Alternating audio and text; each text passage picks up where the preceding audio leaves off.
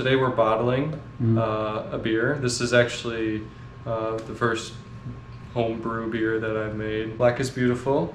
All right, it's a home kit. This was an extract kit in the wake of all the protests and basically honoring George Floyd and everyone that has passed away due to police brutality. Funds from this beer do go towards different local donations in Philadelphia. It's been, let's see, went through primary fermentation, which is that first stage of fermentation, for about a week. We did something called secondary fermentation, which is kind of like a refining, and that's been sitting in secondary fermentation for about 3 weeks. They say about 2 weeks, but in the cider world, we like doing it a lot longer because it allows it to age. And with that idea of secondary fermentation, it allows the beer to clear a little bit. So hopefully it's going to be less murky. So 5 gallons. Hopefully it fits in all these, those 2 growlers, and these 2 little demijohns right there. I had to use the word demijohn because I think that's what they call growlers in Britain. Alright, so first, in order to get our beer to be a little fizzy, make some carbonation, you have to add something called primed sugar. So really cheap, get it at your local brewing store. It's basically dextrose. And we're going to take 2.5 ounces of this, and we're going to put it in 2 cups of boiling water, and then we're going to add it to the brewing bucket. Alright, so here just weighing out 4.5 ounces, not 2.5, of the priming sugar. Cool.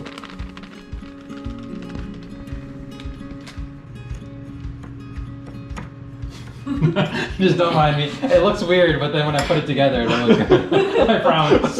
You know, this is what it must be when they have like a Jersey Shore or something, you know, or like reality TV, where you're like, just act natural, act natural.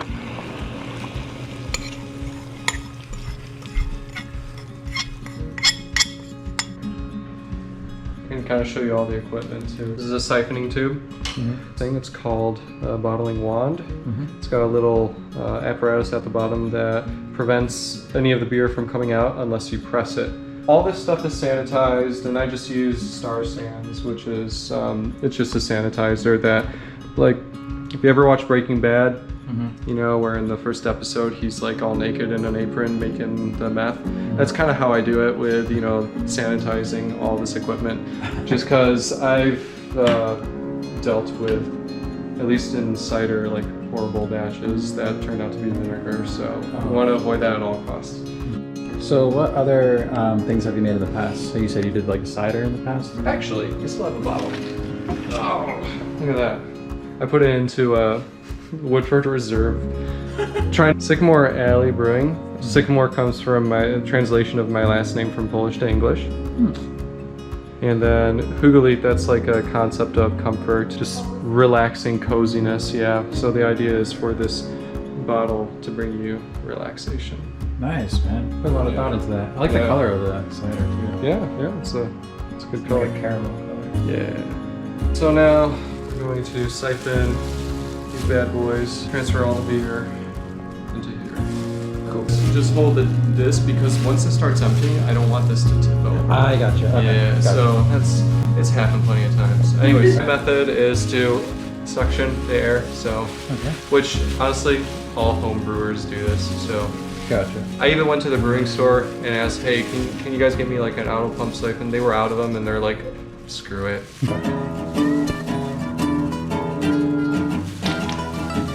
Here we go.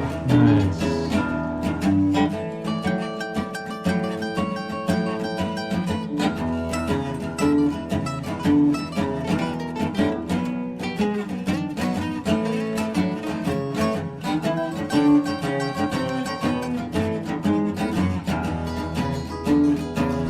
Pouring the dextrose into the beer bucket. And now, gentle. Very gentle, because you don't want it, like I said earlier, you don't want to introduce too much oxygen into your brew. Introducing too much oxygen will throw off the taste.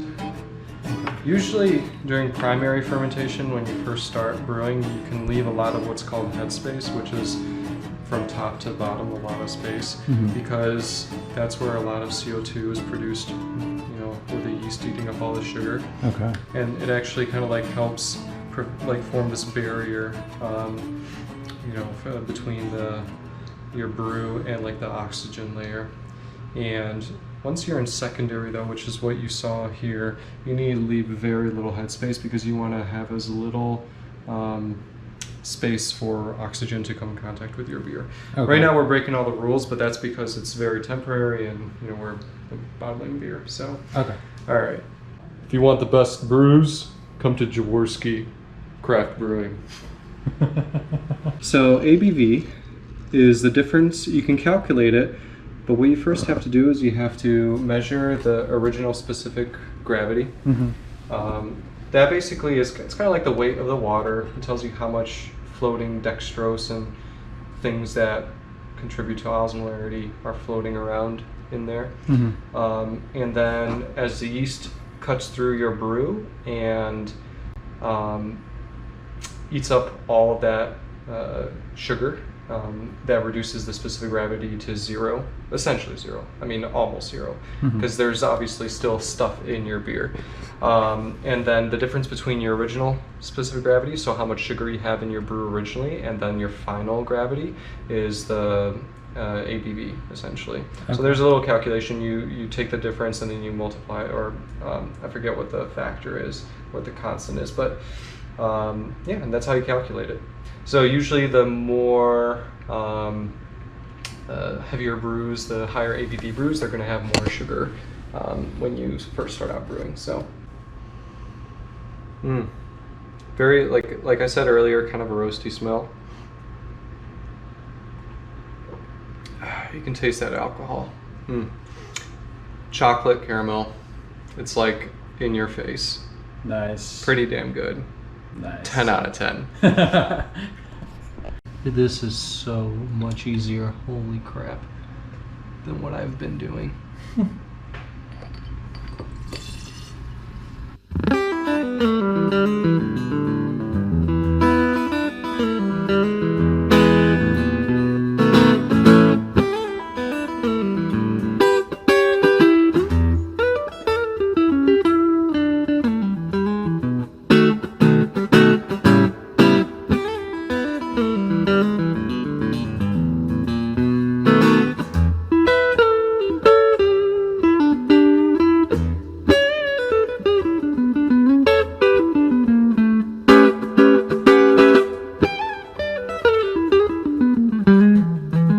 Final step is the bottling. So all these have been sanitized. Should be easier. There we go. That's Nice. that's what it's supposed to look. All right.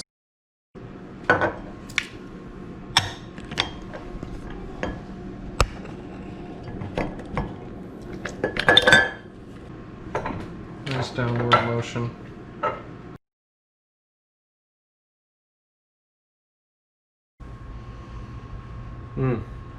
Very, like I said earlier, kind of a roasty smell.